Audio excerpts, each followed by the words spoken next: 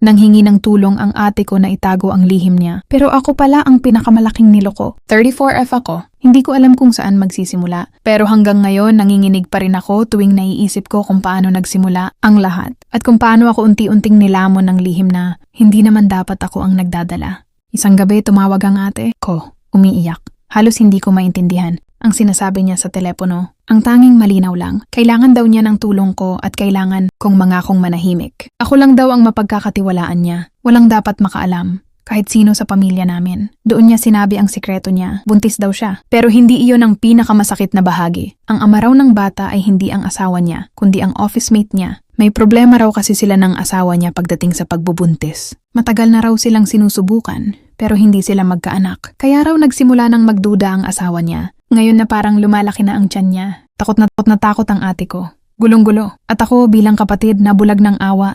Nakiusap siya na makituloy muna sa bahay ko dahil doon daw mas ligtas. Mas hindi mapapansin. Sinabi niya na huwag ko nang tanungin tungkol sa lalaking nakabuntis sa kanya. Mas mabuti raw na hindi ko na malaman. Iwas na raw siya. Ayaw na raw niyang makita pa ang lalaking iyon. Pumayag ako. Dahil ate ko siya. Dahil pamilya kami. Dahil naniwala akong tinutulungan ko siyang itama ang pagkakamali niya. Hindi ko alam na ako pala ang ginagawang takip. LDR kami ng asawa ko noon. Nasa Davao ako, nasa Maynila siya para sa trabaho. Kaya nung napansin kong halos palagi nang nasa bahay ang ate ko, wala naman akong masyadong hinala. Hanggang sa isang araw, bigla niyang sinabi na tapos na raw ang kontrata niya at uuwi na siya sa Davao para magpahinga muna. Nagkataon, eksaktong panahon na palagi ring nasa bahay ang ate ko. May mga araw na wala ako sa bahay. Sila lang dalawa ang naiiwan. Noong una hindi ko pinansin. Hindi ko inisip. Dahil sino ba ako para magduda sa sariling asawa at sariling kapatid. Pero may mga bagay talagang hindi kayang itago ng konsensya. Unti-unti kong napansin ang sobrang pag-aalaga ng asawa ko sa ate ko. Hindi normal. Hindi pangbayaw. May lambing, may pag-aalala, may titig na hindi ko maipaliwanag. Hanggang sa isang araw, nalaman ko ang buong katotohanan. Ang lalaking sinasabi ng ate ko na office mate. Asawa ko pala.